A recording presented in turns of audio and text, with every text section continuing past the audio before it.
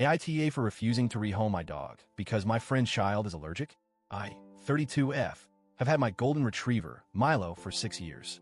I got him during one of the hardest times of my life, when I was dealing with the loss of a parent and an unexpected breakup that left me completely alone in a city I had just moved to. I had no family nearby, no real support system, and was sinking into one of the worst depressive episodes I've ever experienced.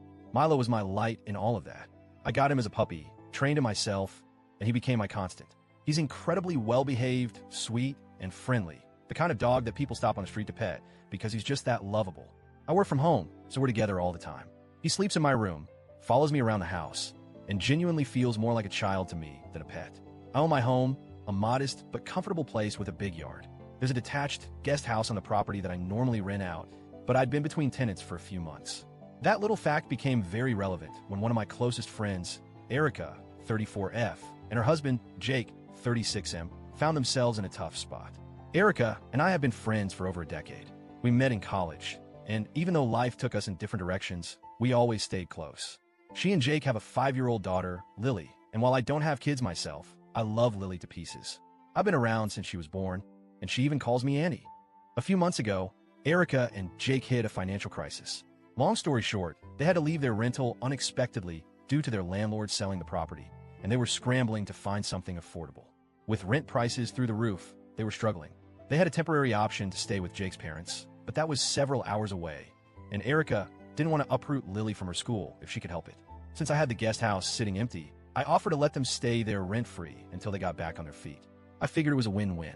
They'd have a place to stay, Lily wouldn't have to change schools, and I wouldn't have to worry about finding new tenants right away. But before they moved in, I made one thing very clear. Milo is part of my household. He lives in a main house, but roams the shared yard. That's his home.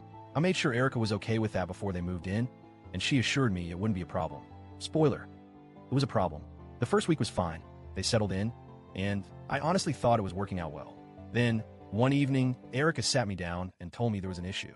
Lily, she said, was allergic to dogs. This was news to me. Erica had never mentioned it before, despite all the time she had brought Lily over to my house in the past. But apparently, it wasn't a severe allergy, no anaphylaxis, nothing life-threatening. She would just get itchy and sneezy when she was around Milo for too long. Obviously, I felt bad. I don't want Lily to be uncomfortable in a place that's supposed to be safe for her. So I immediately offered to make adjustments. I told Erica that I'd keep Milo out of the guest house entirely, and even suggested getting an air purifier to help with allergens. I was more than willing to work with her on this. But that wasn't enough.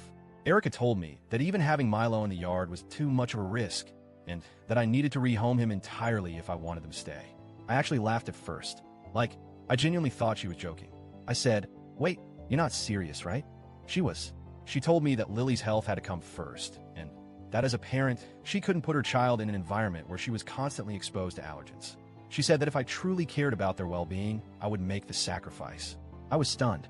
I reminded her that I was doing them a massive favor by letting them live here for free. I told her that I understood Lily's allergies were frustrating, but Milo is my family, and I wasn't just going to give him away. That's when she got emotional. She said I was choosing a dog over a child, and that if I had kids of my own, I'd understand how selfish I was being. She accused me of endangering Lily's health and told me I was putting my own convenience over a little girl's well-being. I won't lie, that stung. I started to doubt myself. Was I being selfish? Was I prioritizing my own comfort over a child's needs? But then I remembered, this was temporary. They weren't being forced to live here. They had other options. If the allergy was really that unbearable, they could go stay with Jake's parents. I told her as much. I said, "I love you guys, but I'm not giving up my dog. If it's that bad, maybe staying here isn't the right solution." She lost it. She called me heartless, accused me of not caring about them, and stormed out. That night, they packed up and left to stay with Jake's parents after all. Since then, Erica has barely spoken to me. She'll send the occasional passive-aggressive text, but she's clearly furious. Some of our mutual friends think she was way out of line for demanding that I rehome my dog, but others have taken her side, saying that as someone without kids, I don't understand, and that I should have tried harder to compromise. But what was I supposed to do? I did try to compromise. I offered to keep Milo away from them, to get an air purifier, to do whatever I could short of giving him away entirely. But that wasn't enough for her. I feel guilty because I never wanted things to end like this. I hate that Lily was uncomfortable. I hate that my friendship with Erica is probably ruined. But at the same time, I can't imagine giving Milo up. He's my best friend, my family, and she expected me to just let him go because they needed a temporary place to stay? I don't know. Maybe I really don't get it because I don't have kids. Maybe I should have tried harder. Maybe I should have just let them go without the argument and saved the friendship. So, Reddit, AITA,